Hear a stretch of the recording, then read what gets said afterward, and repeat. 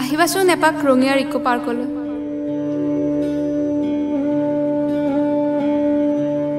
কবি ঋতুৰাজ কুমাৰ ঠাকুৰীয়া, পাঠ লবিতা কাকতি।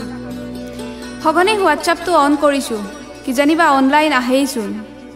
সঘনে ফেচবুকৰ মেছেঞ্জাৰত টাইপ কৰিছোঁ, ভালনে তোমাৰ? তথাপিও নাই কোনো ৰিপ্লাই। প্ৰতি সময়ত হৃদয়ত হেজাৰ হেঁপাহত আকৌ লিখিছোঁ, তুমি আছানে? সঘনে চকু দিছোঁ ওপৰৰ নটিফিকেশ্যনত, কঁপি উঠিল ভাইব্ৰেশ্যনত টেবুলখন। হৃদয়ত খুন্দা মাৰিলে অযুত ভাল পোৱাই। হাঁহিৰে অহা স্মাইলে লৈ গ'ল মোক বহু প্ৰেমিকখনৰ ভৱিষ্যতলৈ। লিখি গ'লোঁ টাইপত, আহিবাচোন এপাক ৰঙিয়াৰ ইকো পাৰ্কলৈ। প্লিজ আহিবানে? ৰৈ আছে ইকো পাৰ্কত আমাক দেৱদাৰু গীতৰ ৰাগবোৰেও।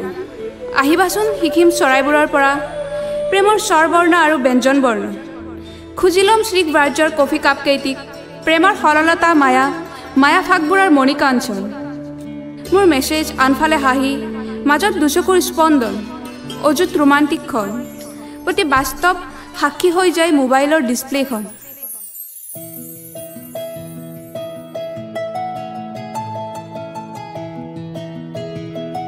অ' শুনাচোন, লগত তুমি কি আনিবা ইকো পাৰ্কলৈ? ইছ, লাজ কিয় দিয়া? তোমালৈ দিব পৰা বস্তু এটাই আছেচোন, মোৰ টাইপ। কোৱা না প্লিজ, মই আৰু কি দিম? দিম স্বাৰ্থবিহীনভাৱে তোমাক এটি নতুন হাঁহি।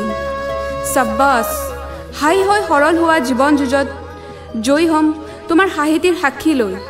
নাথাকিব তেতিয়া দুখ দূৰে ভাল পোৱাৰ দোকানখনত। নটিফিকেশ্যন আহিল মেছেঞ্জাৰত, আকৌ আহিবাচোন এপাক ৰঙিয়াৰ ইকো পাৰ্কলৈ। মৰমবোৰ ভগাই ল'ম দুয়ো দেৱদাৰুৰ পাতৰ মাজত। মইতো পাগল প্ৰেমিক দেৱদাৰু নগৰীৰ, আকৌ আহিবাচোন এপাক ৰঙিয়াৰ ইকো পাৰ্কলৈ।